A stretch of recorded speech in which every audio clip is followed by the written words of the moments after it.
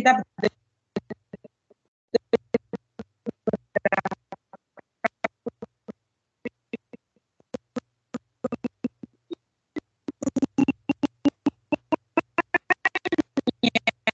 kalau kita ibaratkan sebuah atau semuanya adalah ya. Nah, Ibu, menurut Red Taylor dalam bukunya The Basic Principle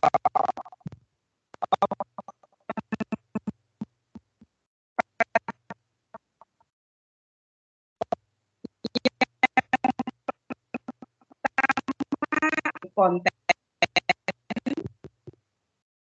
kemudian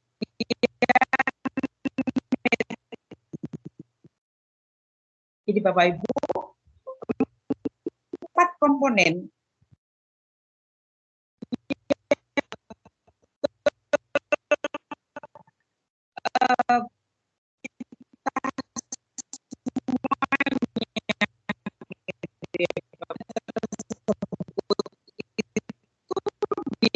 klasifikasi yaitu satu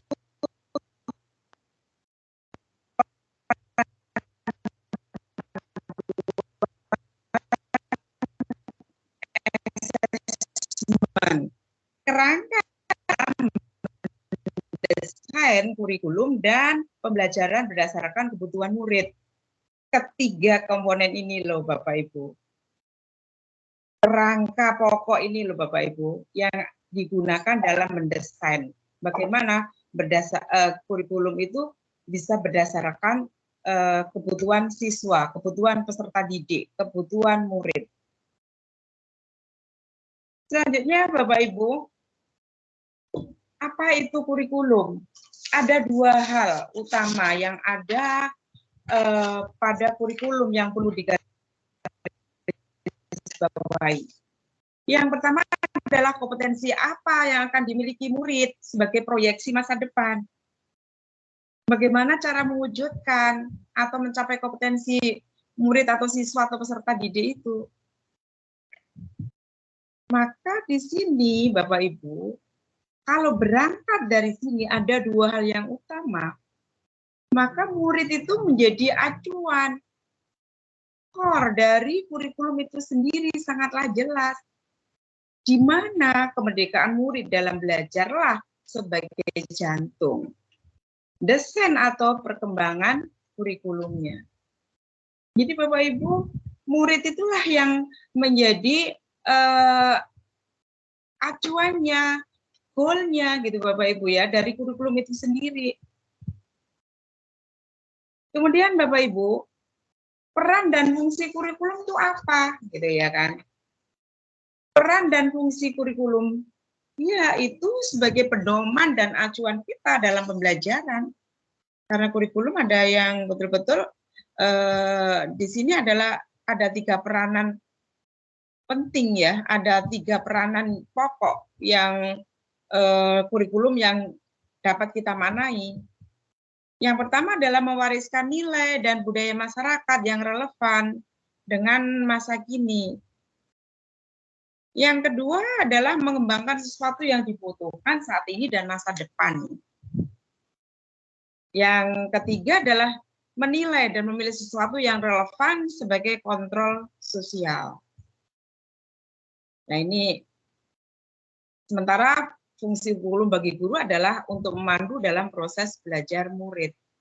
Jadi Bapak Ibu, kalau kita betul-betul melihat, peran kurikulum ini begitu hebatnya ya, bahwa apapun yang akan dilakukan di sekolah itu, pedomannya ya acuannya adalah di kurikulum ini kalau kita melihat peran dan fungsinya. Jadi bagaimana mewariskan nilai dan budaya masyarakat yang relevan dengan masa kini saat ini. Saat ini, 10 tahun yang lalu, udah berbeda Bapak Ibu. Saya 10 tahun yang lalu berada di wilayah Surabaya Utara. Begitu saya melihat saat ini, di wilayah utara begitu berubahnya perkembangannya. Jadi pola yang akan kita pakai di dalam bagaimana menghadapi saat ini, jelasnya ya sudah harus mencari bagaimana yang relevan gitu ya kan. Mengembangkan sesuatu yang dibutuhkan di saat ini dan masa depan, merubah mindset Bapak Ibu. Menilai dan memilih sesuatu yang relevan sebagai kontrol sosial. Ini Bapak Ibu. Jadi begitu peran dan fungsi kurikulum sangat luar biasa ini. Nah, apa sih yang menjadi alasan perubahan kurikulum baik Bapak Ibu semuanya? Dari materi sebelumnya, kita sudah nih mempelajari kurikulum yang baik adalah kurikulum yang sesuai dengan zamannya. Zamannya sudah berubah, siswanya sudah sesuai dengan zamannya saat ini, karakteristiknya siswa, kemudian bagaimana sekolahnya saat ini, lingkungannya seperti apa. Kurikulum itu sifatnya bersifat dinamis loh Bapak Ibu, dan terus dikembangkan atau diadaptasi ya kapanpun sesuai dengan konteks dan karakteristik murid demi membangun kompetensi sesuai kebutuhan mereka. Ini, saat ini, dan di masa depan. Itu Bapak Ibu ya. Kemudian ini Bapak Ibu, alasan perubahan kurikulum juga ini, perubahan kurikulum itu yang terjadi begitu cepat saat ini, akhirnya menuntut kita untuk selalu siap beradaptasi dengan perubahan tersebut, dengan meningkatkan beberapa kompetensi tertentu nih. Proyeksi pendidikan 2030, kalau saat ini adalah 8 tahun yang akan datang ya Bapak Ibu, yang dilakukan oleh OECD, kompetensi yang tidak hanya fokus pada aspek kognitif, sikap, psikomotorik, tetapi juga ada value, ada nilai yang melengkapi kompetensi murid. Saat ini nih kualitas literasi dan numerasi Bapak Ibu, kesehatan mental dan sosial emosional murid, bahkan pondasi prasyarat utama yang diperlukan murid untuk membangun kompetensi transformatif murid dengan siklus belajar, antisipasi, aksi, refleksi, menuju pembelajar sepanjang hayat. Bapak Ibu ya. Jadi Bapak Ibu, saatnya berubah gitu ya kan. Kalau kita step by step, kita akhirnya akan seberapa jauh gitu loh kurikulum yang saat ini. Bapak Ibu kalau mengutip ya pernyataan Ki Hajar Dewantara, memberi ilmu itu demi kecakapan hidup anak. Dalam usaha mempersiapkan untuk segala kebutuhan hidup manusia. Baik dalam hidup bermasyarakat maupun hidup berbudaya dalam arti seluas-luasnya. Bapak Ibu, pernyataan dari Bapak tokoh pendidikan kita. Maksud pendidikan itu adalah menuntun segala sesuatu kodrat yang ada pada anak-anak, agar mereka dapat mencapai keselamatan dan kebahagiaan yang setinggi-tingginya, baik sebagai manusia maupun sebagai anggota masyarakat. Bagus sekali Bapak Ibu. Kodratnya, bagaimana kodrat pada anak-anak? Anak-anak itu kodratnya dunianya adalah dunia bermain dan belajar Bapak Ibu. Bagaimana kalau untuk mencapainya itu dapat mencapai keselamatan dan kebahagiaan? Bagaimana di sekolah untuk bisa belajar dan belajarnya ya bermainnya ya dengan belajar itu, Bapak Ibu. Di sekolah bebas perundungan, di sekolah itu ramah anak, di sekolah itu betul-betul terjaga keamanannya, keselamatannya. Kemudian bagaimana dia mencapai, kalau sudah difasilitasi seperti itu, bagaimana dia bisa mencapai kebahagiaan yang setinggi-tingginya, Bapak Ibu. Baik dari diri sebagai manusia maupun anggota masyarakat. Bagaimana di sekolah itu dilayani dengan strategi pembelajaran yang berpusat pada peserta didik. Kurikulumnya adalah kurikulum sesuai dengan kebutuhan siswanya. Keamanan anaknya semuanya terlayani dengan baik. Guru-gurunya semuanya bagaimana anak-anak itu bahagia. Nah ini Bapak ya nantinya akan bisa mencapai keselamatan dan kebahagiaan setinggi-tingginya. Itu Bapak Ibu. Kalau kita betul-betul bagaimana kutipan dari pernyataan Ki Hajar Dewantara itu luar biasa, Bapak Ibu. Di alasan perubahan kurikulum, Bapak Ibu, ketika kita merancang kurikulum, kita nih harus menempatkan kebutuhan, pendapat, pengalaman, hasil belajar, serta kepentingan murid sebagai rujukan utama. Sejatinya kurikulum dirancang untuk murid. Jadi murid itu segalanya gitu ya kan. Makanya kan di sini agar dapat mewujudkan seluruh kompetensi yang diharapkan dari kurikulum, semua pihak itu harus berusaha secara kolaboratif. Misalnya guru harus belajar memfasilitasi pembelajaran yang sesuai. Jadi rasanya tiada harilah untuk bagaimana kita selalu memfasilitasi pembelajaran yang sesuai. Orang tua nih harus terus memahami perkembangan murid dan kebutuhannya. Orang tua itu partner loh, Bu, partner yang sangat dominan. Oleh partnernya siapa? Partnernya sekolah, partnernya. Begitu juga dengan pemerintah daerah nih, semuanya mendukung nih. Pemerintah pusat, semuanya bergerak di bidang pendidikan. Juga harus mengikuti perkembangan kebutuhan murid. Dari sini Bapak Ibu, bahwa kata kuncinya merancang kurikulum itu bagaimana, kebutuhannya apa, sharing dari berbagai pendapat siapa yang dilibatkan, pengalaman dari hasil belajar, serta kepentingan murid itu sebagai rujukan utama, fondasi utama, goalnya, ya Bapak Ibu ya. Selanjutnya Bapak Ibu, mengapa sih kurikulum itu perlu diadaptasi? Kita harus melihat sekolah ini kita berada di mana? Apakah kita itu berada di tengah kota? Sekolah saya ini berada di teman kita, saudara-saudara kita yang ada sekolahnya ada di wilayah dekat pantai, ya kan? Ini ada. Bagaimana? Kalau di Surabaya tengah-tengah perkebunan mana ya? Kalau di tengah-tengah pabrik sih iya, gitu ya kan? Apakah di tengah perkotaan yang padat penduduk dengan sosial yang beragam? Selama setahun belakangan apa yang terjadi di sekitar sekolah Bapak Ibu semuanya?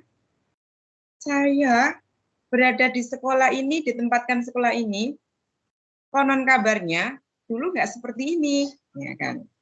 Nah saat ini seperti apa? Apakah ada bangunan yang baru didirikan? Sekolah yang ada di Surabaya, maaf, sekolah negeri yang ada di Surabaya, luar biasa sekarang, Bapak Ibu ya. Apakah ada hal-hal yang mengubah kehidupan guru dan murid di sekolah? Ini loh Bapak Ibu, mengapa sih kurikulum perlu diadaptasi? Karena berangkat dari sini. Keadaan sekolah dan sekitar kita memang berbeda-beda. Beda. Sekolah satu dengan sekolah yang lain berbeda. Karakteristik siswanya berbeda. Profil gurunya berbeda. Sarana prasarananya berbeda.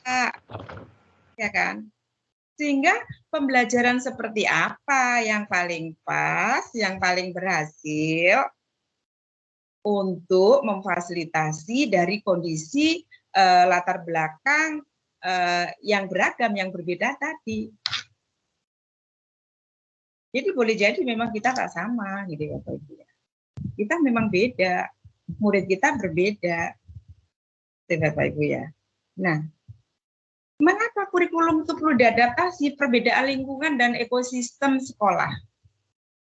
Ditambah pula dengan perubahan yang terus terjadi di sekitar kita. Nah, hal penting apa yang merupakan sebagian alasan mengapa kurikulum yang kita terima dari pemerintah pusat itu harus melalui proses adaptasi terlebih dahulu? Betul, Bapak Ibu. Tentu adaptasi itu sesuai dengan kebutuhan siswa. Kebutuhan murid-murid kita di sekolah dapat diterjemahkan dalam kurikulum operasional satuan pendidikan yang nanti akan dibahas di modul selanjutnya. Ada KOS 1, ada KOS 2, gitu Bapak Ibu ya.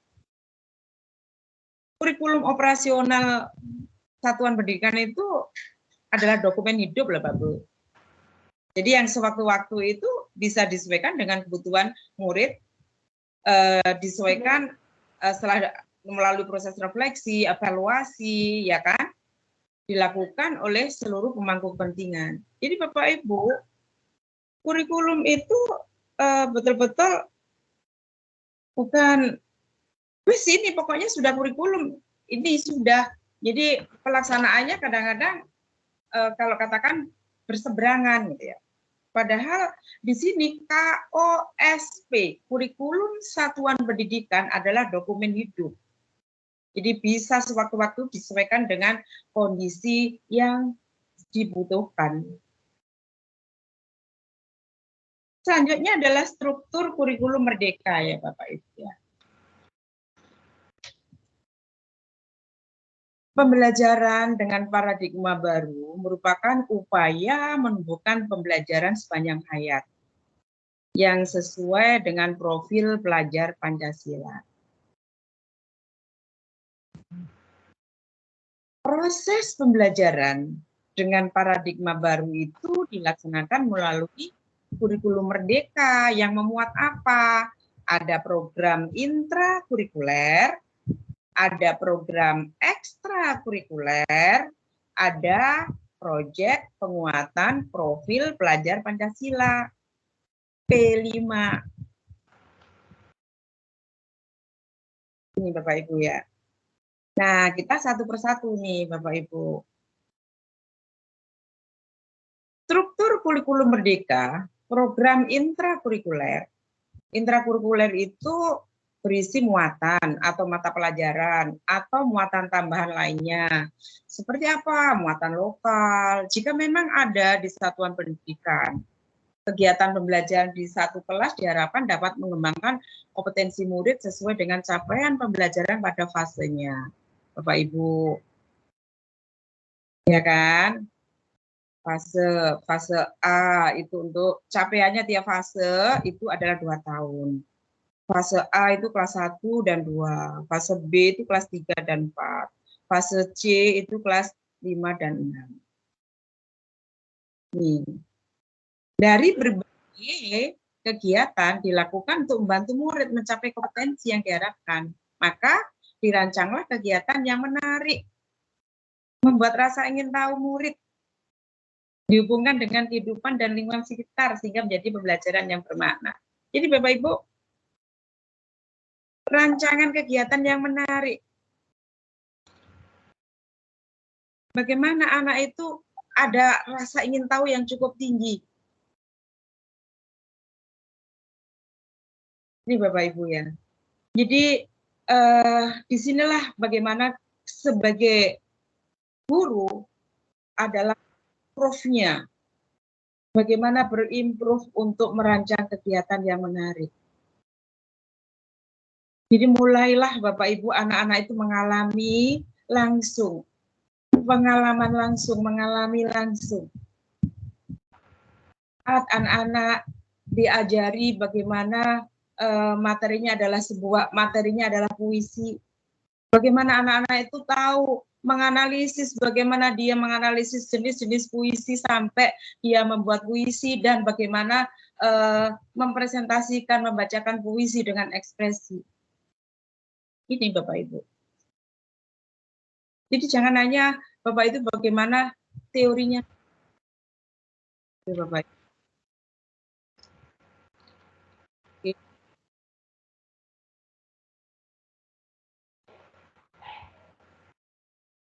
Saya izin minum sebentar ya Bapak Ibu.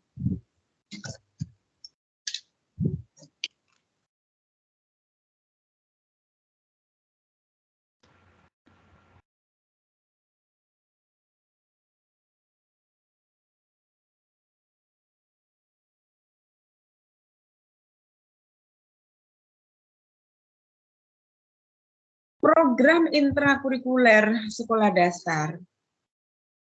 Selanjutnya pada jenjang SD, Bapak Ibu ya, mata pelajaran IPA dan IPS dilebur jadi IPAS. Mungkin Bapak Ibu sudah nih mengetahui bagaimana sebelumnya panjenengan sudah mengikuti apakah webinar, apakah BIMTEK, apakah penyegaran dari berbagai. Hal ini didasarkan pada pertimbangan bahwa anak usia SD masih dalam tahap berpikir konkret, sederhana, holistik, komprehensif, dan tidak detail. Jadi meskipun IPAS itu belum diajarkan secara spesifik ya Bapak Ibu di fase A, tapi bukan berarti mereka tidak belajar IPA dan IPS. Pada fase A ini, muatan pelajaran IPAS terintegrasi pada mata pelajaran yang lain. Nah ini, jadi Bapak Ibu, IPA IPS nanti di fase A nih, ya kan, IPA IPS ini dilebur menjadi IPAS, gitu ya. Nah, didasarkan ini karena anak di tahap usia SD itu masih berpikirnya, masih tahap berpikir konkret, nyata, sederhana, holistik, komprehensif, tidak detail. Meskipun IPAS itu tidak diajarkan secara spesifik di fase A, tapi bukan berarti mereka tidak belajar IPA dan IPS, ya kan? Mereka akan IPAS itu akan terintegrasi di mata pelajaran yang lain. Nih, Bapak Ibu ya. Oke. Selanjutnya,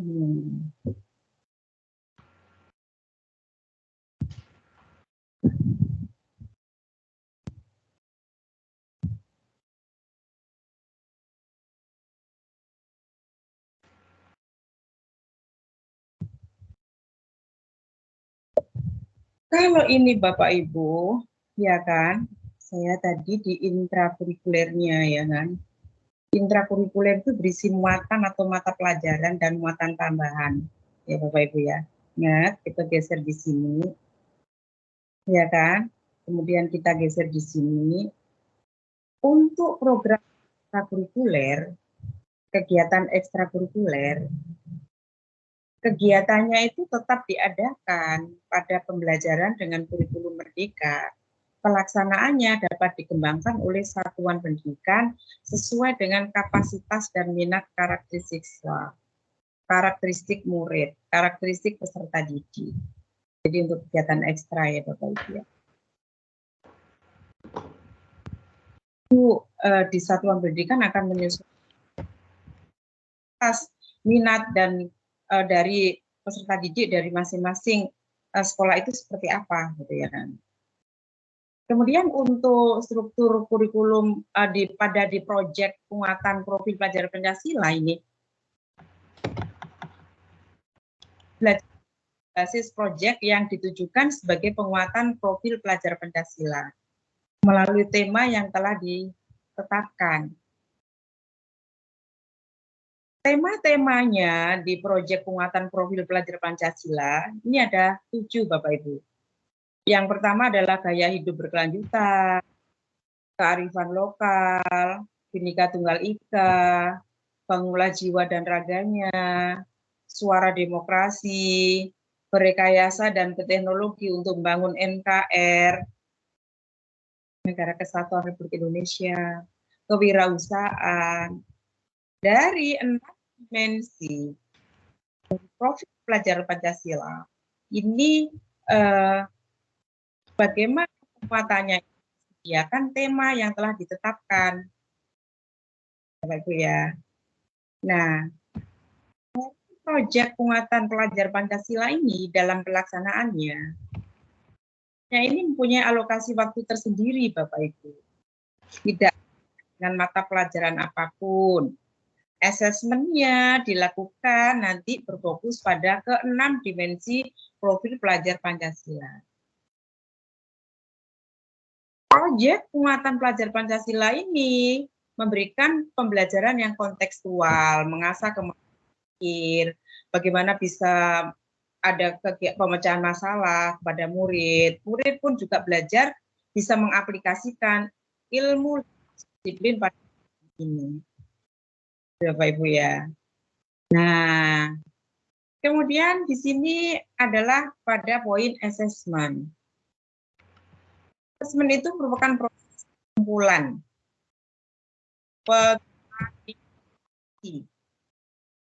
untuk bagaimana tahu kebutuhan belajar siswa, perkembangannya seperti apa, pencapaian hasil belajarnya seperti apa.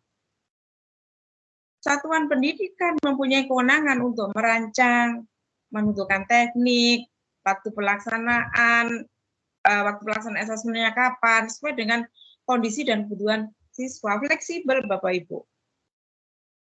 Jadi asesmen itu mempunyai kewenangan penuh untuk merancang sendiri, menentukan tekniknya, bagaimana waktu pelaksanaannya kapan. Nah, sesuai dengan kondisinya dari sekolah itu sendiri, kebutuhan dari sekolah itu, kebutuhan dari peserta didik itu. Kita pahami kembali bahwa asesmen itu perannya memberikan informasi sebagai umpan balik bagi guru, murid, dan orang tua. Agar apa Bapak Ibu dapat memandu mereka dalam menentukan strategi pembelajaran selanjutnya. Asesmen ini betul-betul Bapak Ibu sebagai bahan refleksi untuk meningkatkan mutu pembelajaran. Jadi kata betul-betul seharusnya gitu ya.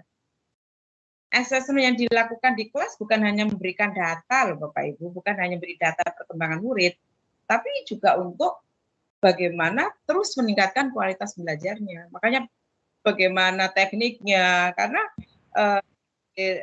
teknik-teknik asesmen Bapak Ibu kan bisa melalui diskusi kelas, bisa melalui presentasi, bisa melalui sosiodrama, bisa melalui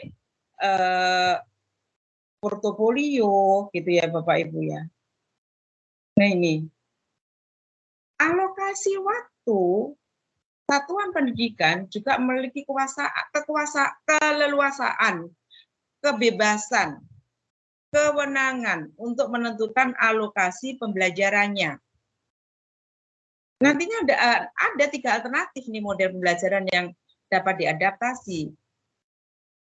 Model reguler, blok, model kolaborasi dengan mempertimbangkan sarana prasarana, jam mengajar guru, strategi lainnya, bagaimana pengorganisasian kegiatan belajar berjalan lancar. Model reguler nih adalah model pembelajaran yang paling umum digunakan. Setiap pembelajaran dilakukan terpisah antara satu mapel dengan mapel yang lainnya. Ya kan? Seperti umumnya, paling umum, paling dilakukan pada umumnya.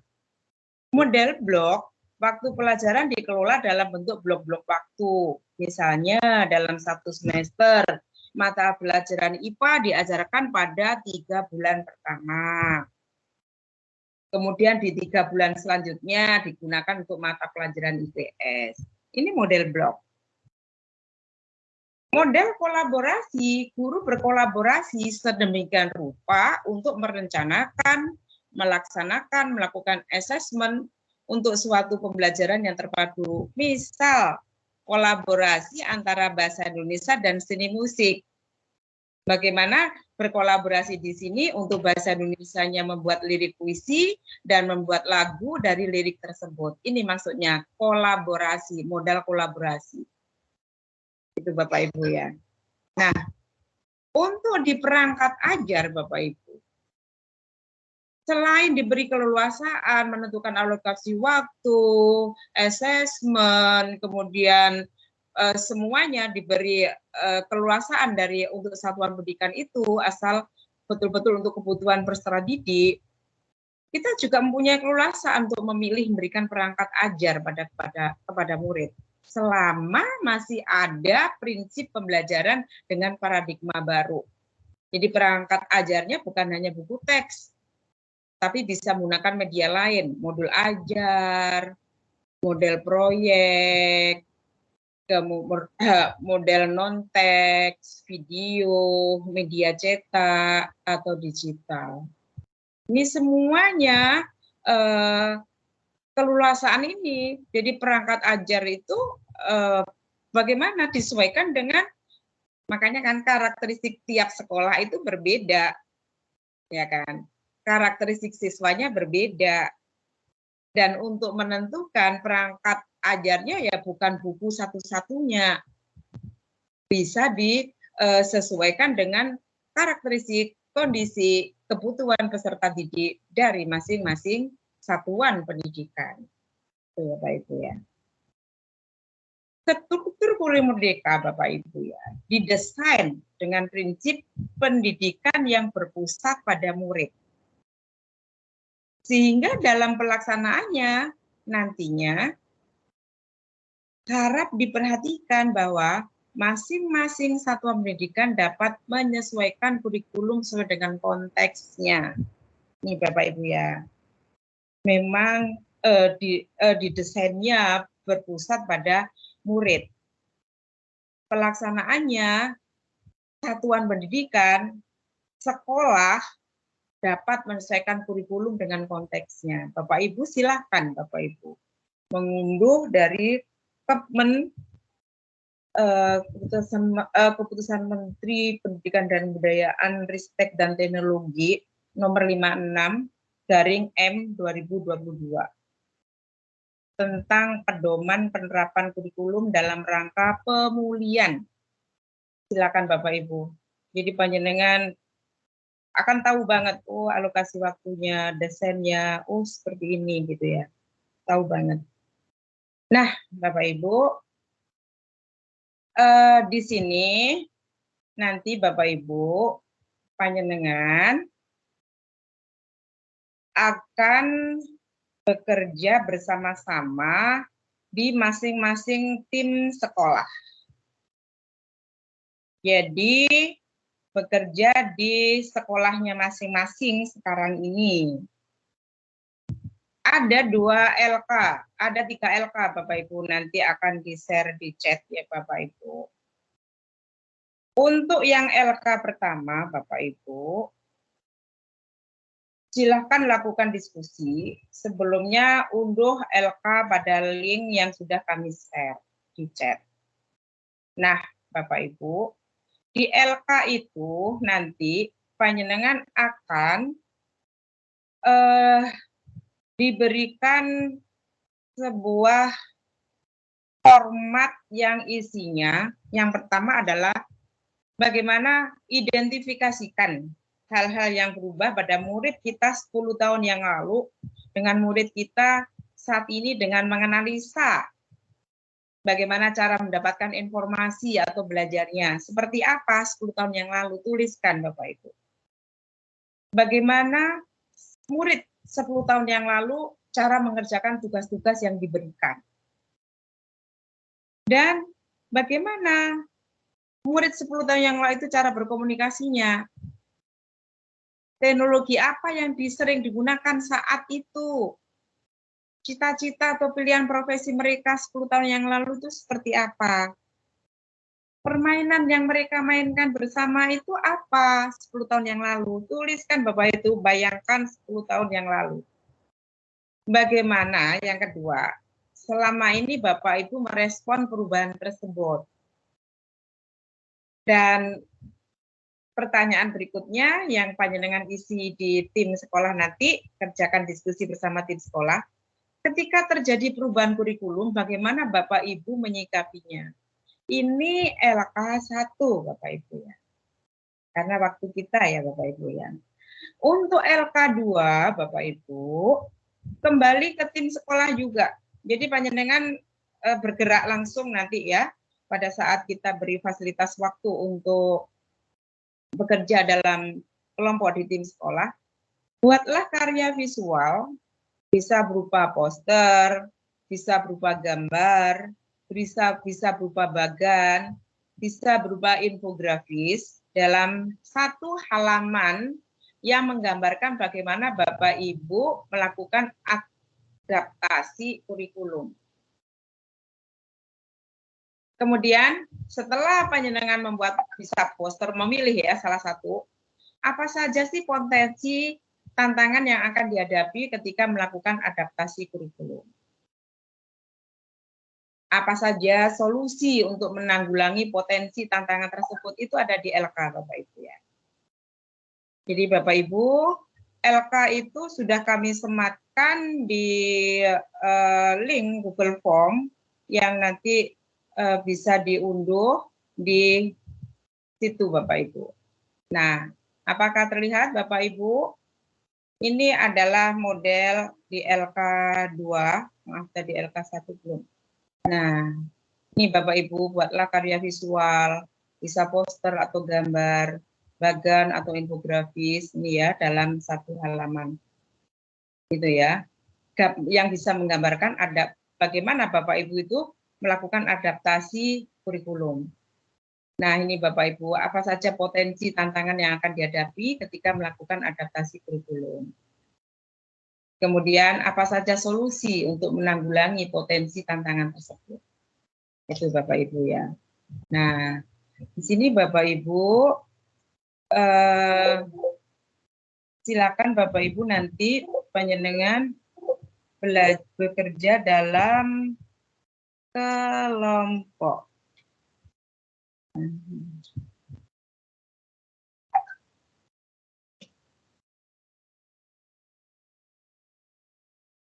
Nah, yang di satu tadi Bapak ini, yang satu tadi, nanti, nah, silakan Bapak Ibu, semuanya sudah ada di chat.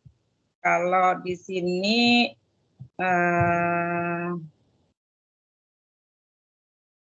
silakan Bapak Ibu untuk bekerja di kelompok. Saya beri waktu di sini, panjenengan silakan untuk bekerja dalam kelompok kira-kira sampai 2:30 itu sekaligus presentasinya nanti ya Bapak Ibu ya. Ini jam 2:08, nanti kami akan mencarikan teknis bagaimana bentuk presentasinya. Silakan panjenengan saat ini mengerjakan 2 LK tersebut, gitu ya. Oke Bapak Ibu. Monggo Bapak Ibu, kita silakan Bapak Ibu ke masing-masing sekolah.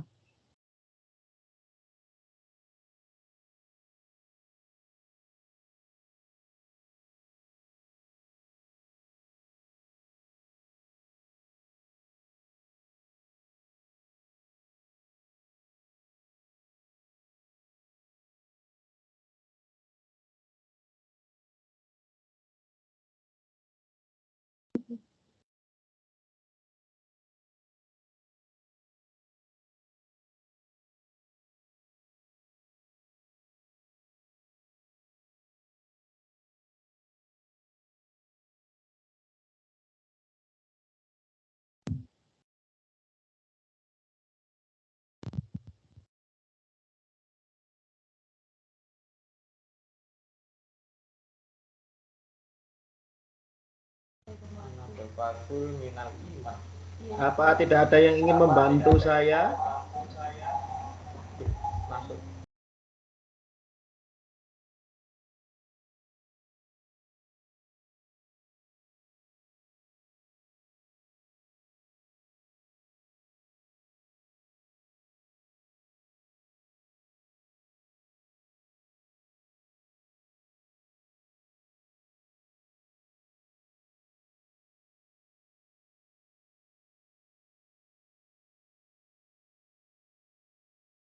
Udah katanya.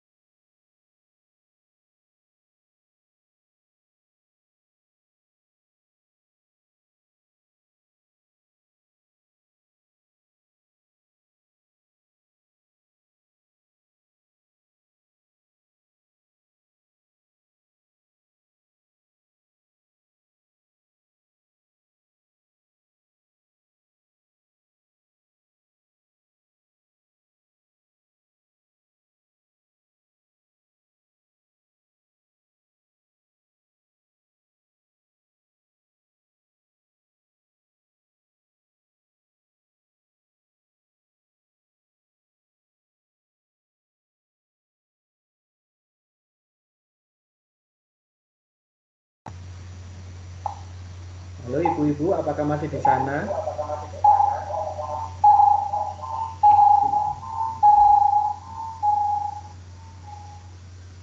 Tugasnya banyak, Bu.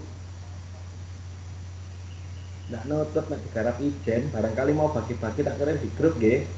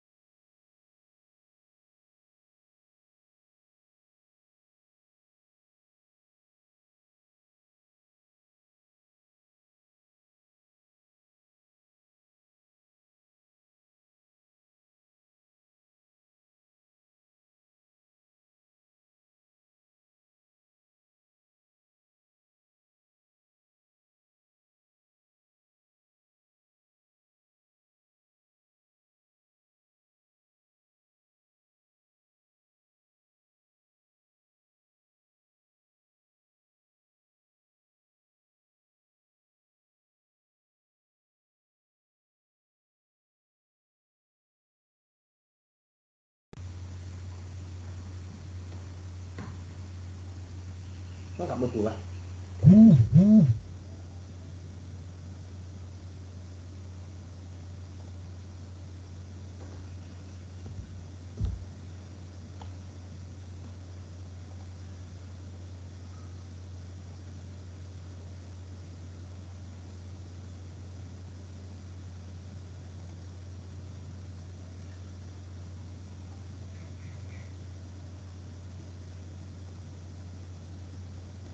Wongnya mangap-mangap tok nang.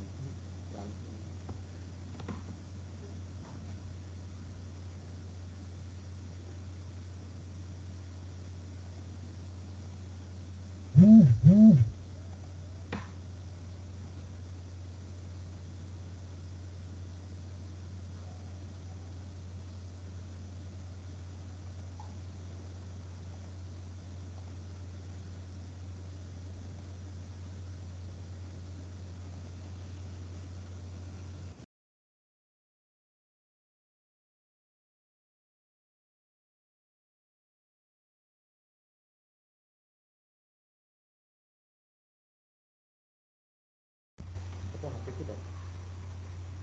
Speaker-nya nang. Wes masuk speaker iki.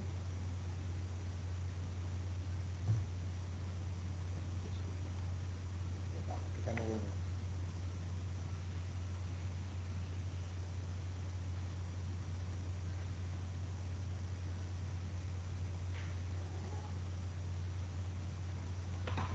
wes tilak wis gak kelas apa sih?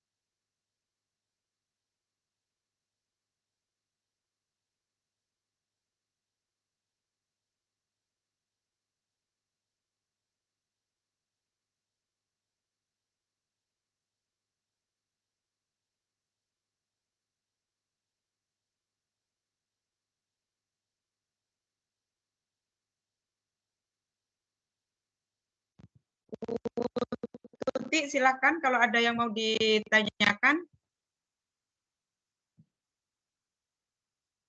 Halo Bu Tuti, apakah mendengar suara saya? Ini resen atau silakan Bu Tuti.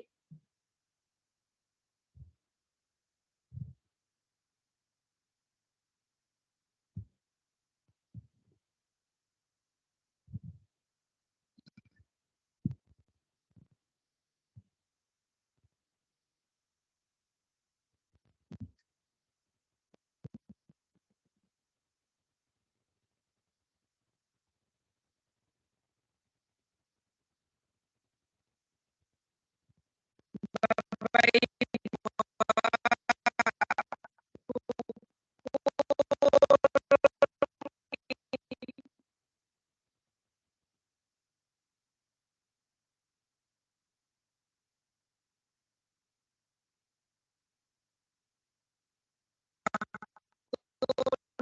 Dari dua beri kesempatan wilayah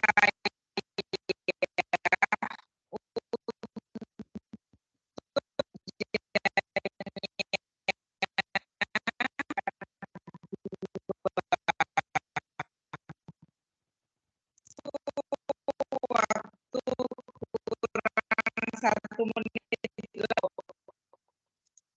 berdiskusi untuk sharing di sini.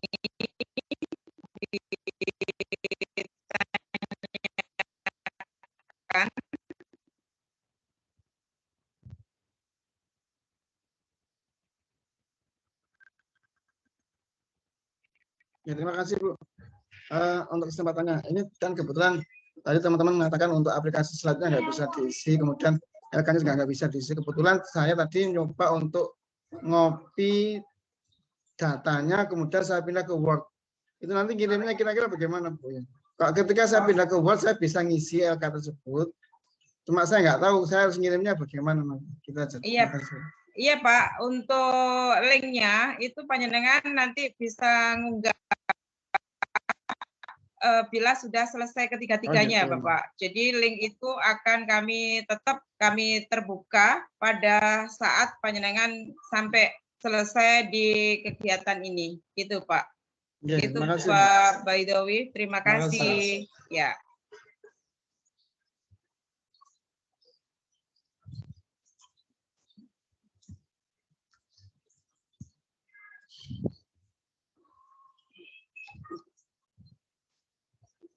Silakan yang lainnya. Apakah sudah selesai? Baik, kita sudah menunjukkan pukul 15.30, Bapak Ibu. Jadi silakan Bapak Ibu. Nanti ada 5 wilayah kita di sini ya. Jadi ada 5 wilayah. Saya inginkan di sini ada perwakilan dari wilayah selatan, ada wilayah pusat, ada wilayah Surabaya Timur, Surabaya Pusat, Surabaya Utara, Surabaya Barat, dan Surabaya mana lagi ya? Utara, Selatan gitu ya. Tolong saya mulai mungkin dari wilayah Surabaya Selatan. Sekolah mana, kecamatan mana yang akan memulai presentasi? Silakan Bapak Ibu.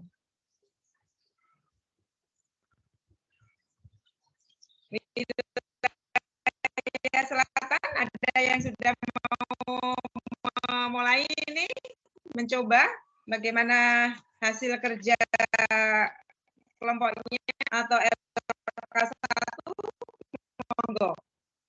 Jadi silakan, boleh LK2, boleh LK1, kita melihat bersama-sama bagaimana wilayah Surabaya Selatan, Surabaya Timur,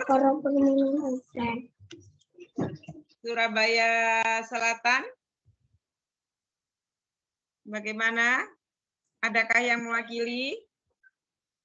Surabaya Utara, ini Resen, Santo Yusuf, silakan.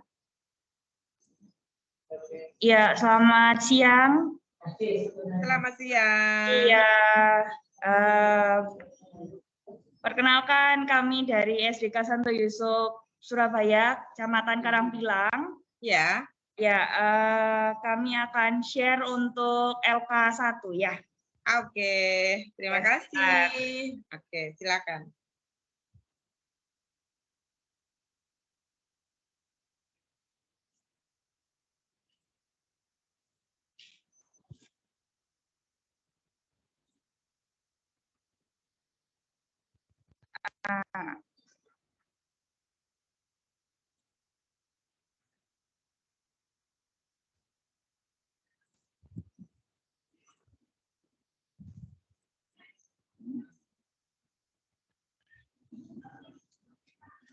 Apakah sudah muncul?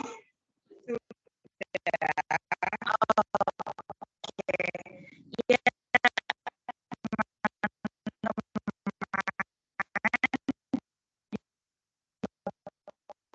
bagaimana membandingkan cara belajar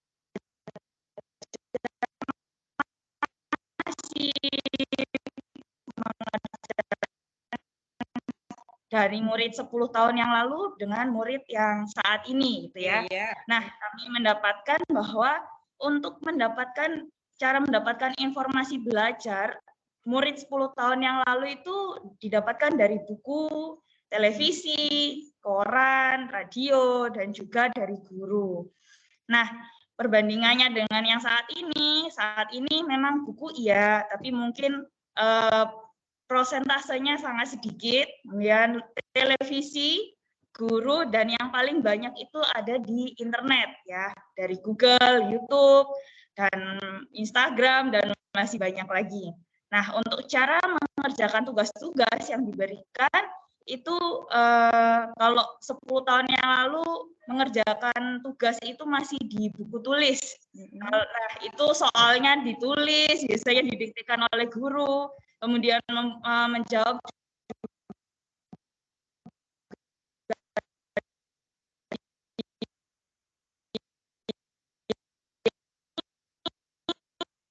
lebih banyak untuk menulis di gadget. Jadi sudah melalui digital ya, kayaknya Word,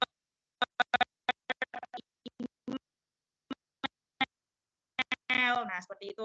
Kemudian lebih banyak juga untuk searching di internet. Kalau dulu biasanya kan cara mengerjakan tugasnya itu biasanya buka buku ke perpustakaan gitu ya. Nah, kalau teknologi yang sering digunakan itu dulu biasanya televisi dan radio. Jadi cari informasi kadang juga mendengarkan berita itu dari radio, berita sudah ada di YouTube ya, live streaming, kemudian beritanya sendiri juga mengalami perubahan. Untuk 10 tahun yang lalu biasanya kalau ditanya mau jadi apa, jadi dokter, jadi guru, jadi polisi, jadi pilot. Nah, kalau saat ini tuh kalau ditanya gamer, ingin jadi animator, ingin jadi selebgram. Nah, itu perubahan yang terjadi. Kemudian permainan yang sering dimainkan bersama. Kalau 10 tahun yang lalu masih permainan ini ya, permainan fisik ya tradisional, engklek, gobak sodor, lompat tali, bentengan, petak umpet. Nah, kalau yang saat ini mungkin masih ada ya, tapi hanya beberapa saja. Tapi yang lebih banyak kita temui saat ini adalah Mobile Legends, PUBG, Free Fire, dan masih banyak lagi permainan-permainan games online ya. Nah, itu lebih menarik minat anak-anak sekarang karena menggunakan gadget itu lebih menyenangkan daripada bermain di lapangan panas-panasan gitu. Nah, bagaimana pertanyaan yang berikutnya adalah bagaimana sih selama ini Bapak Ibu merespon perubahan tersebut? Ya, kita proaktif terhadap perkembangan zaman dengan cara mengikuti perkembangan yang ada dan mempelajari perkembangannya. Kalau zaman dulu, kalau dulu anak-anak diminta belajar atau mengerjakan secara tradisional. Kalau saat ini dengan perkembangan zaman yang ada dengan gadgeting dan lain-lain, para guru juga harus belajar mengikuti perkembangan digital yang ada. Lalu ketika terjadi perubahan kurikulum, bagaimana sih Bapak Ibu menyikapinya? Ya, kami para guru mempelajari dengan senang hati dan turut mendukung perubahan yang ada, karena memang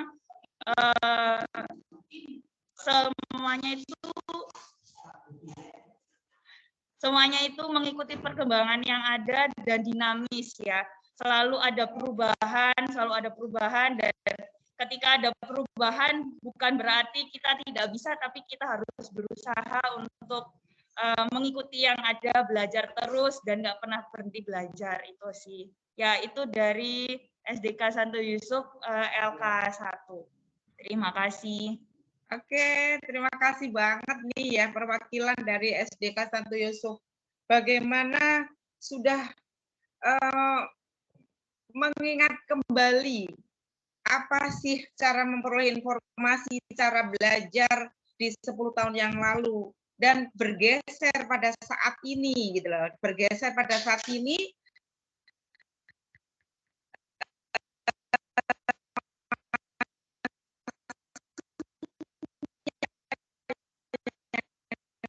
digunakan gitu ya kan. Silakan yang lain untuk menanggapinya. Rupanya dari Tunas Harapan. Silakan dari Tunas Harapan untuk menanggapi dari LK1 dari SD Santo Yusuf. Silakan.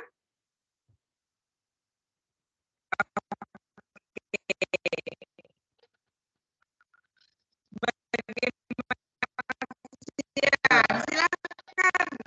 Dari SD Kristen Tunas Harapan Bangsa, dari SD Katolik Santo Yusuf, ya saya kira memang seperti itu realita masa lalu dan sekarang seperti itu. Jadi kira-kira seperti kalau kita lihat dari cita-cita gitu ya, ada nggak cita-cita yang apakah bergeser total, apakah masih ada saat ini anak-anak yang masih bercita-cita menjadi guru, masih cita-cita menjadi dokter dan seterusnya? Sekarang kan orientasi sudah beda, Bu. Jadi YouTuber, konten kreator, ya, dan juga banyak kegiatan yang gamers, ya. Jadi sudah banyak sesuai dengan eranya mereka dan generasinya mereka, bukan generasi yang seperti baby boomer yang zaman dulu. Oke, ya. terima kasih tanggapannya, Ya, terima kasih. pendapatnya. Jadi zamannya sudah berubah. Anak zaman sekarang ya gitu. Jadi kita sudah betul-betul bagaimana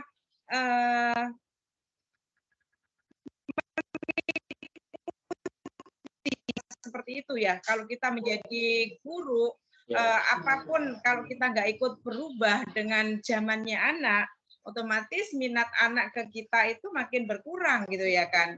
Jadi anak-anak itu idolanya sudah macam-macam yang diidolakan. Bagaimana dia laki asing banget kalau sudah di rumah, tapi kalau di sekolah itu dia suka perhatiannya, konsentrasinya sudah nggak fokus. Yang dimimpikan adalah bagaimana segera tiba di rumah, gitu ya. Nah ini paradigma baru yang dimaksudkan di sini bahwa kita ini sudah merubah mindset, gitu ya. Bagaimana kita itu mindset kita seyogyanya memang kita sesuaikan. Anak itu sudah hidup di zamannya, gitu ya kan. Anak itu eranya sudah berbeda. Oke, Bapak Ibu, terima kasih ya dari Santo Yusuf, luar biasa.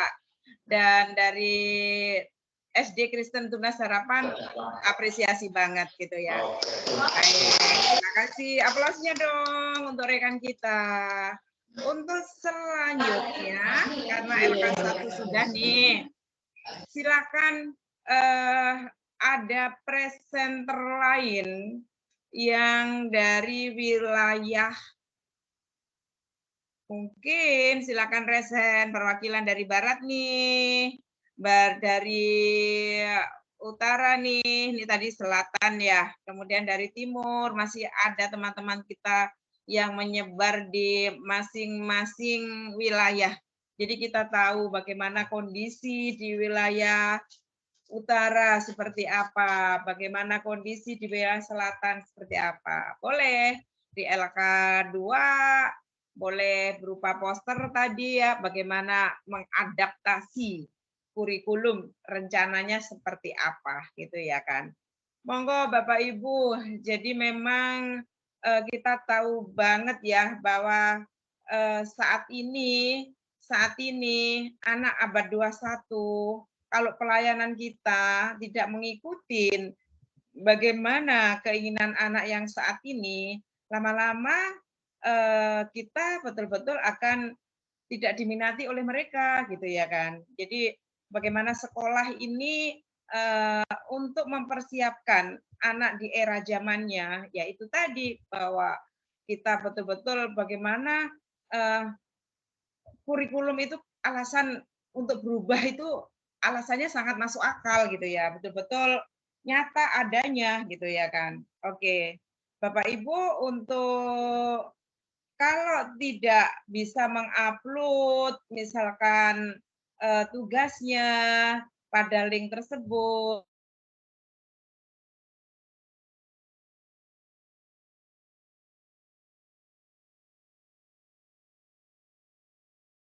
acuan dari teman-teman, karena ada yang bisa dari ini kan dari sinyal juga berpengaruh. Dan kami, Bu Ami, sangat memahami banget kok. Yang jelas tugas itu akan terus kami tunggu, ya kan? Kalau saat ini panjenengan belum bisa mengupload, belum bisa mengutek-utek. Nah ini karena semuanya itu sesuai dengan kondisi atau karakteristik sarana yang panjenengan saat ini pakai gitu ya kan. Ini kembali lagi gitu ya kan. Makanya kita harus tahu banget kondisi atau karakteristik dari diri kita, dari sekolah kita, dari peserta didik gitu ya. Oke, baik, saya memanggil atau gimana ya enaknya gitu ya. Saya untuk LK2 saya inginkan dari Surabaya Pusat. Oh ini SD Kristen Dharma Mulia. Silakan saudara saya dari SD Kristen Dharma Mulia. Bu Siska, halo Bu Siska. Ya, selamat siang semuanya. Selamat siang. Oke, untuk yang LK2, Iya. kami izin share screen Ibu. Iya, silakan Bu Siska.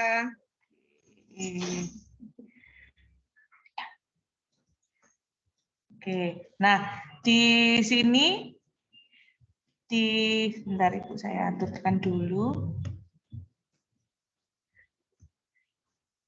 Oke, yang kedua, slide 2.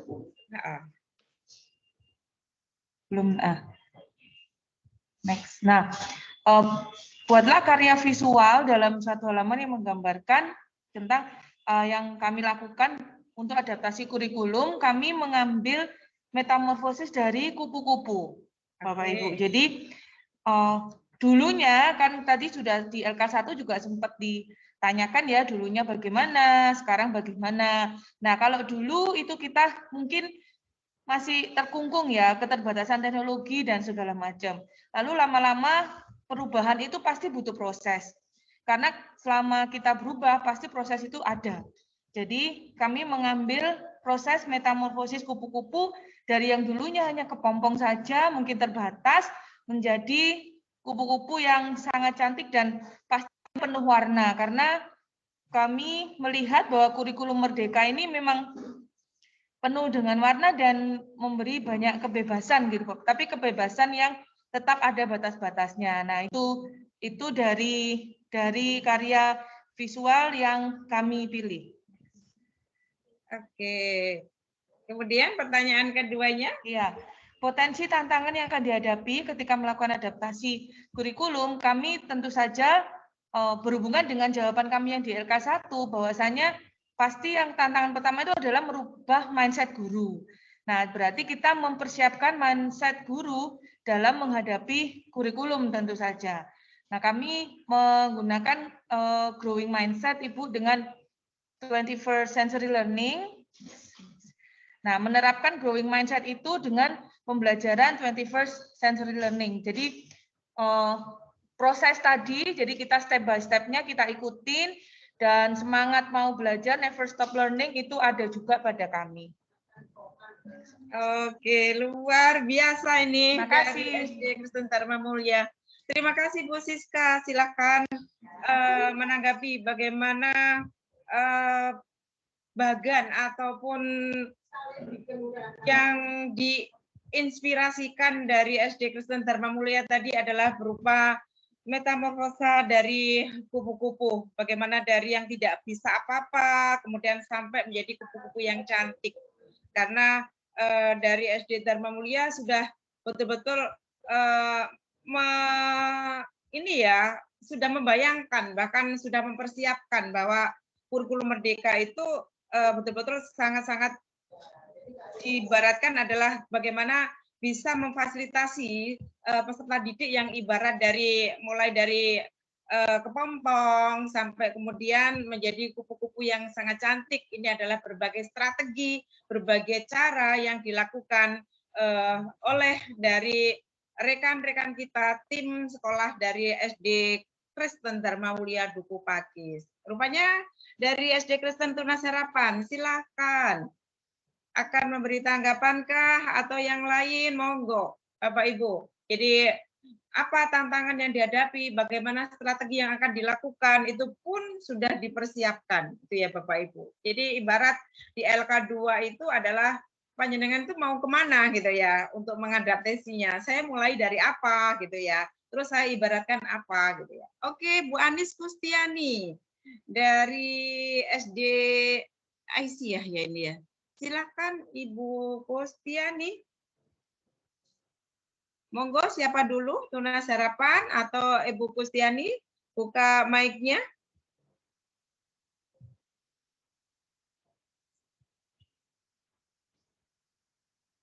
Silakan.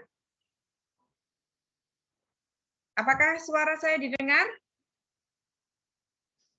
Iya. Monggo, di antara tiga saya persilahkan dari Ibu Kustiani dulu. Monggo Ibu Kustiani.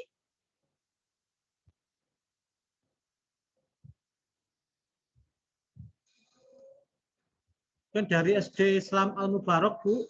Oke, dari SD Islam Al Mubarok mau menanggapi, monggo, atau mau berapresiasi, monggo, silakan. Terima kasih Ibu. Sebenarnya saya ingin LK3-nya yang mau saya sampaikan. Tidak menanggapi itu. Ya, silakan. Berarti nanti langsung dilanjut ya. Siap Ibu. Monggo.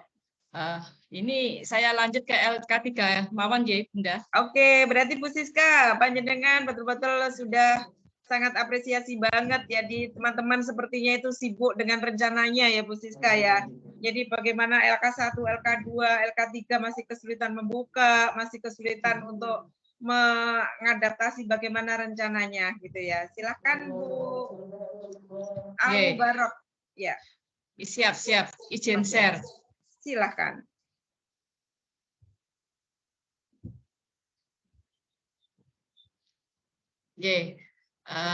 Sebelumnya Assalamualaikum warahmatullahi wabarakatuh. Saya Dwi Heri dari SD Islam Al Mubarok wilayah Timur Kecamatan Gunung Anyar. Di sini saya menyampaikan aksi nyata. Sebentar Bunda. Ya. Aksi nyata dari pemahaman mengenai struktur kurikulum merdeka dan arah perubahannya. Rencananya, 1, mengintegrasikan muatan lokal ke dalam mata pelajaran lain. Dari mana sumber belajarnya, kami melihat dari capaian pembelajaran. Siapa saja pihak yang diajak untuk diskusi, guru kelas, guru mapel, bisa jadi kepala sekolah, kapan waktu pelaksanaannya pada waktu kegiatan belajar mengajar. Kedua, mengintegrasikan muatan lokal ke dalam tema proyek penguatan profil pelajar Pancasila. Kami sumbernya dari capaian pembelajaran juga, guru kelas, guru mapel, dan kepala sekolah.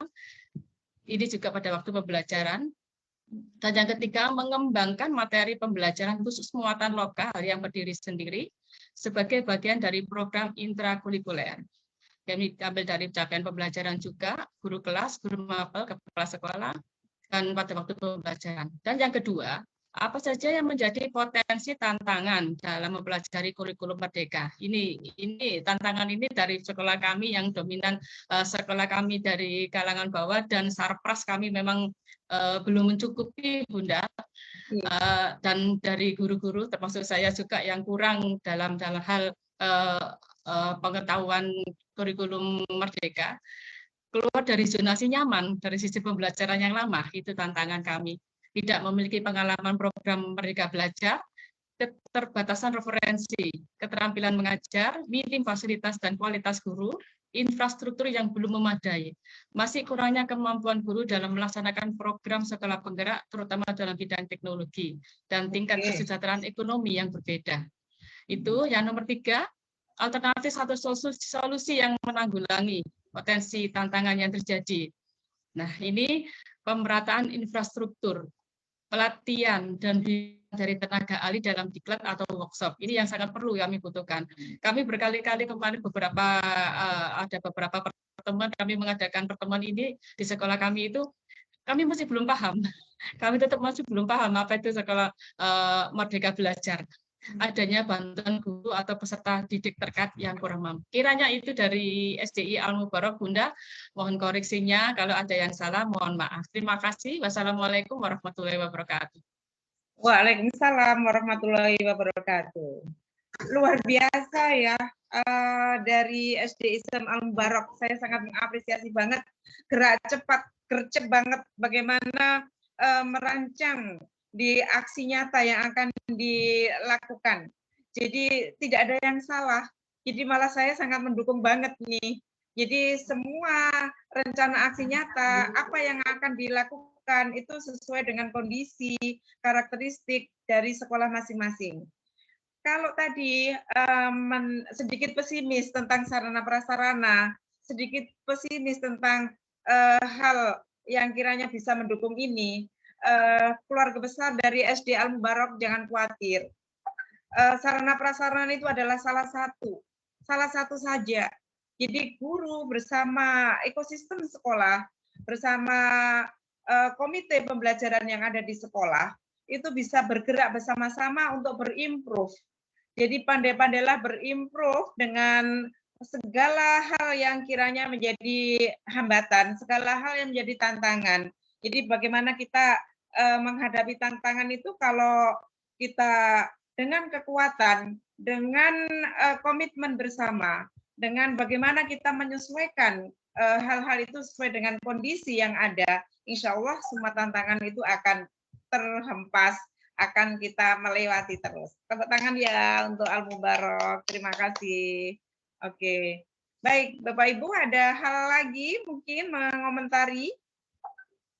Ya, kalau tidak ada, terima kasih banget ya perwakilan dari teman-teman dari wilayah, sudah ada yang wakili, dan seluruh tugas nanti silakan diunggah di link yang sudah kami share tadi. Jadi semua link itu akan terbuka terus Bapak Ibu sampai panjenengan sore hari ini masih terus melanjutkan supaya tugas dari LK1, LK2, dan LK3 bisa tersematkan, bisa terunggah di link tersebut. Gitu Bapak Ibu. Terima kasih yang terus berkarya, terus berdiskusi dengan tim sekolah. Bu Ami sangat apresiasi banget. Nah, selanjutnya Bu Ami akan sedikit melanjutkan lagi yang belum tersampaikan gitu ya Bapak Ibu. Oke, rupanya di aksi nyata sudah langsung dieksekusi tadi ya, luar biasa gitu ya kan. Oke, Bapak Ibu, panjenengan sudah nih sampai di sini presentasi sudah. Nah, Bapak Ibu ini tadi kadang-kadang di yang kita sering abaikan terhadap berubahnya keadaan dan menganggap pengalaman yang bertahun-tahun itu kita sebagai guru selalu bangga nih mampu mengantarkan keberhasilan murid, ya kan? Padahal murid itu hidup pada zaman keadaan yang sudah berbeda. Ini kita harus betul-betul renungkan, betul-betul kita menjadikan bahan refleksi kita. Jadi cara komunikasinya sudah berbeda, cara belajarnya sudah berbeda, cara memandang diri dan lingkungannya berbeda dengan keadaan kita alami pada zaman kita, gitu ya Bapak Ibu ya. Jadi Bapak Ibu jangan merasa bahwa kalau kita sudah merasa kita itu sudah penuh gudang pengalaman, saya itu mengajar sudah bertahun-tahun nih, semuanya alumni ini sudah menjadi orang sukses, dan tolong apa yang sudah saya lakukan ini sudah jos gandos gitu ya, mengantarkan keberhasilan murid. Nah, zamannya sudah berbeda. Jadi pada saat ini panjenengan mau mencipta dengan strategi yang sudah berlama-lama dulu panjenengan lakukan, ya kemungkinan besar pada saat ini panjenengan harus bisa memandang bahwa anak-anak itu sudah berbeda, ya kan? Cara memperoleh informasi dia bisa selancar sendiri loh.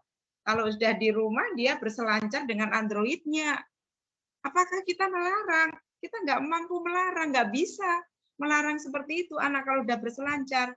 Cuma bagaimana kita itu memberikan edukasi cara penggunaan dari dunia digital yang sudah betul-betul sangat-sangat speed-nya sangat luar biasa ini gitu Bapak Ibu. Jadi kembalilah kepada mindset bahwa zamannya itu sudah berbeda. Yang kita butuh, yang kita hadapi muridnya itu sudah di era zaman dia, bukan zaman kita gitu ya kan. Jadi mindset itu harus kita dari hal yang dulu udah baik menjadi yang lebih baik sekarang gitu Bapak Ibu ya. Nah, Bapak Ibu, selanjutnya adalah ini ya. Di LK2 itu bahwa keanekaragaman latar belakang dan kemampuan murid merupakan tolak ukur adaptasi kurikulum satuan pendidikan. Gunanya apa? Untuk memastikan bahwa setiap saat murid itu akan berkembang sesuai dengan zamannya.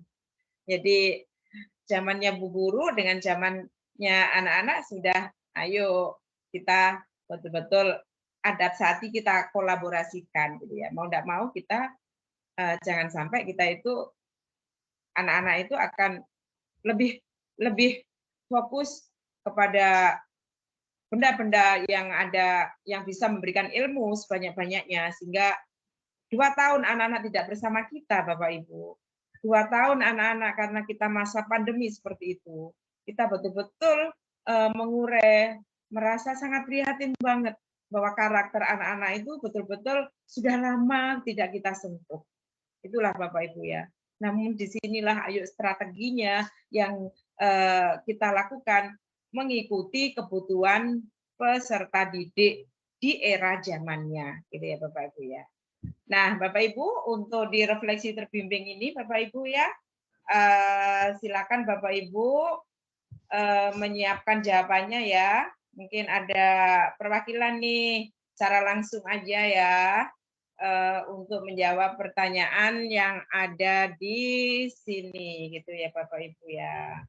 Saya ingin ada yang ini, ada yang saya panggil yang belum tampil tadi. Surabaya Timur sudah, Surabaya Selatan sudah, bahkan 2 tuh Surabaya Selatan.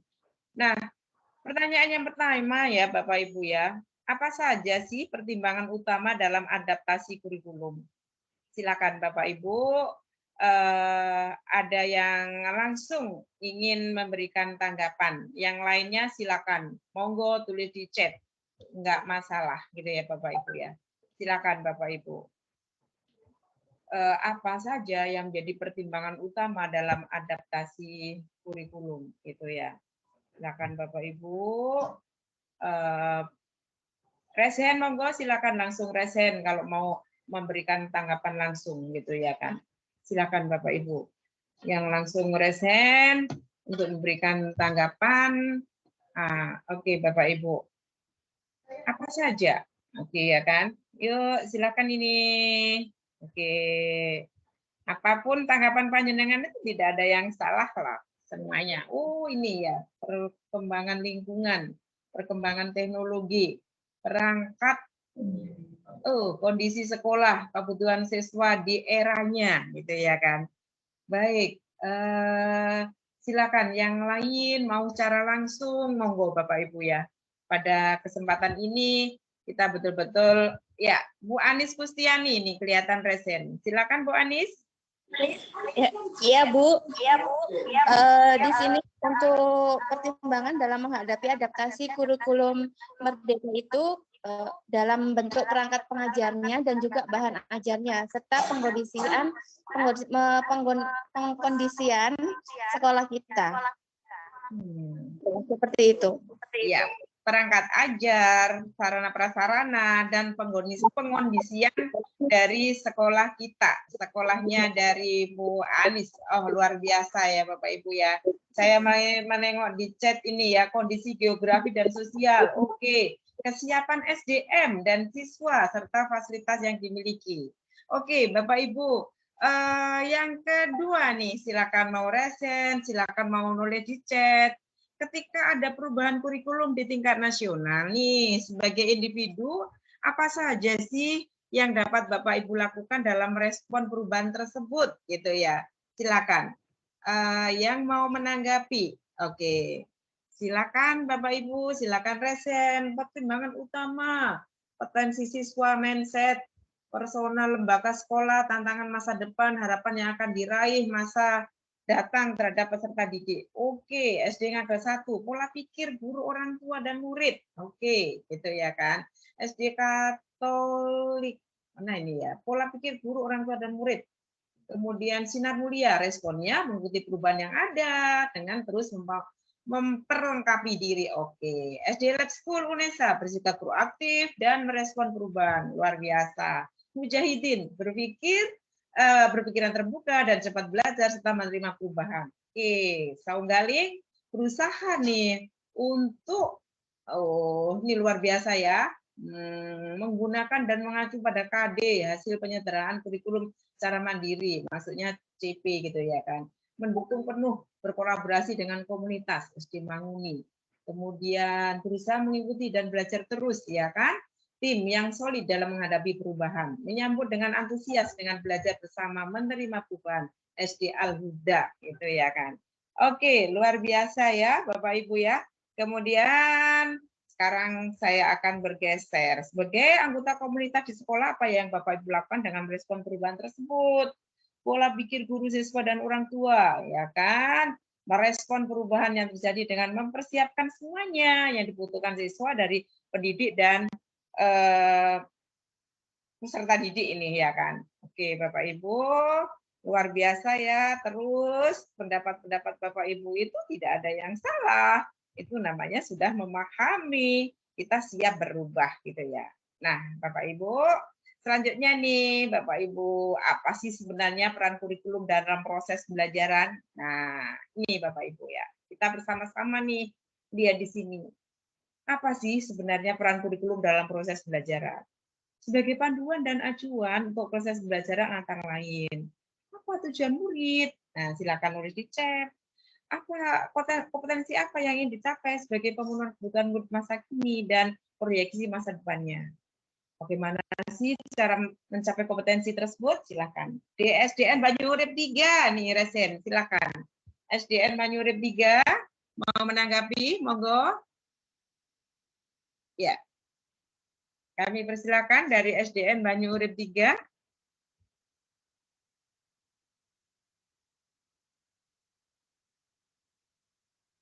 Silakan.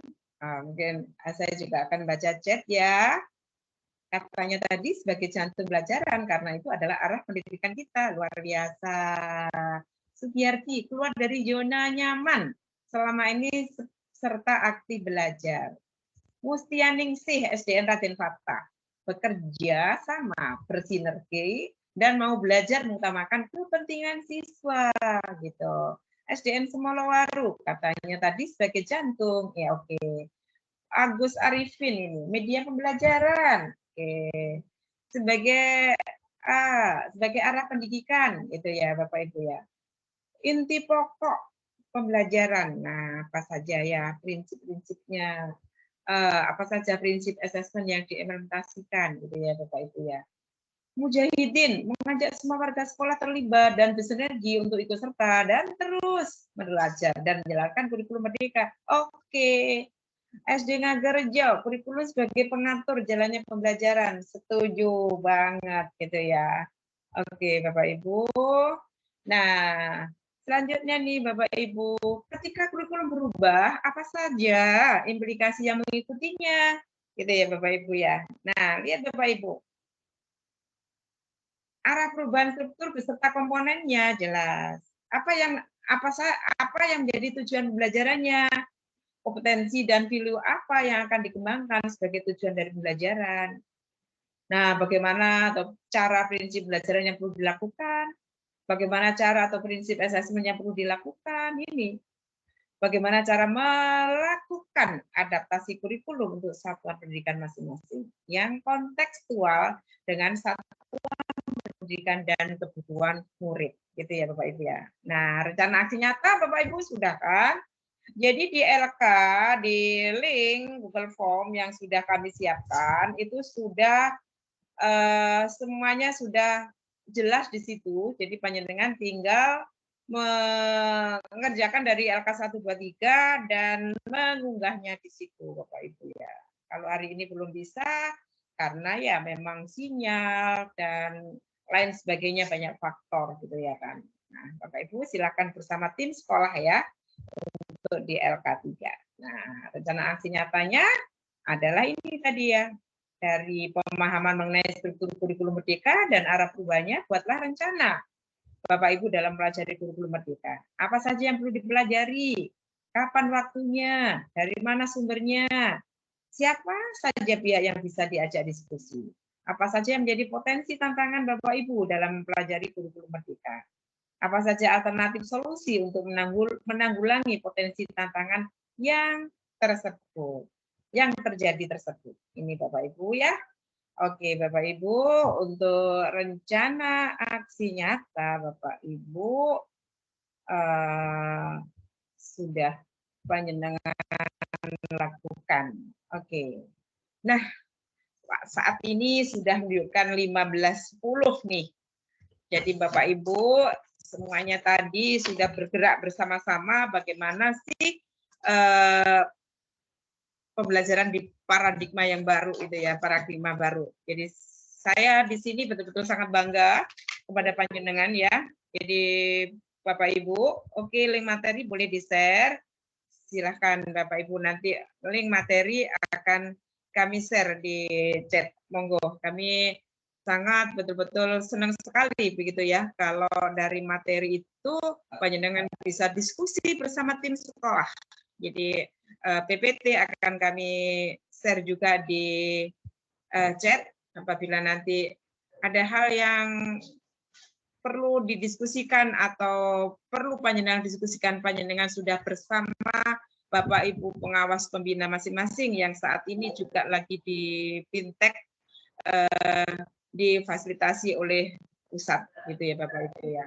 Bapak Ibu, karena waktulah yang memisahkan kita, jadi dari semua rangkaian sudah kami sampaikan.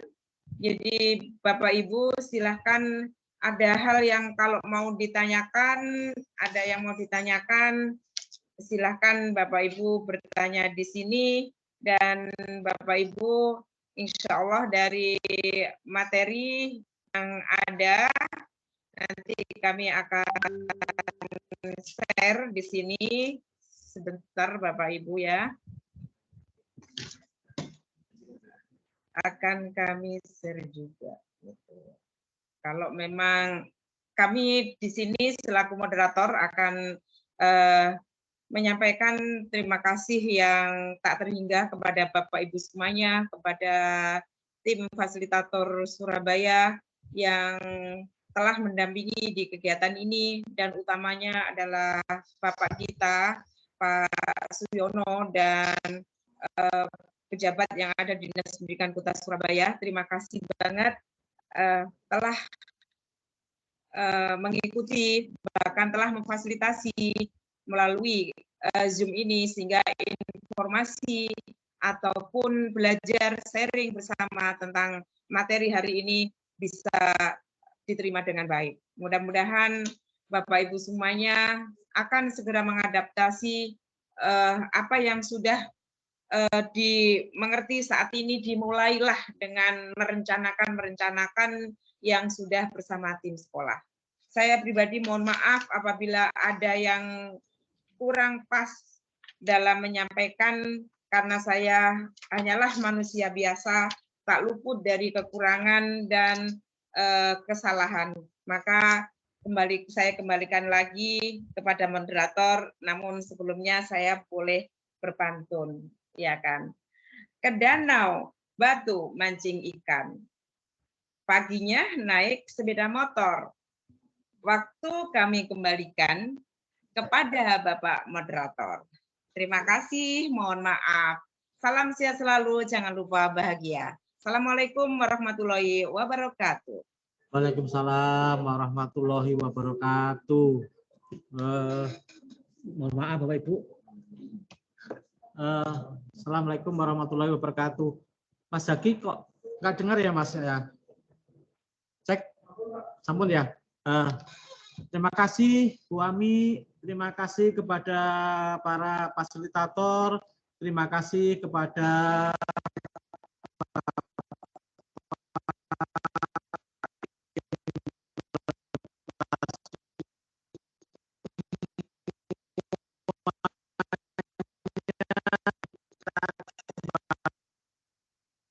pada tanggal 6 bersama dengan materi tentang penyusunan kurikulum operasional satuan pendidikan. Jadi Bapak Ibu semuanya, mari besok Senin yang tanggal 6 kita kembali bertemu ke Zoom meeting yang nanti kita akan share jadwal dan linknya kepada Bapak Ibu semuanya.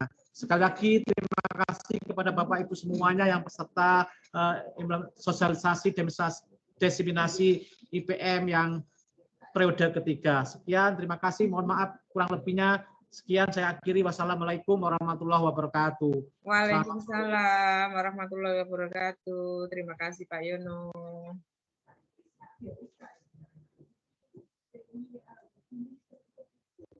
Mohon izin Bapak Ibu semuanya.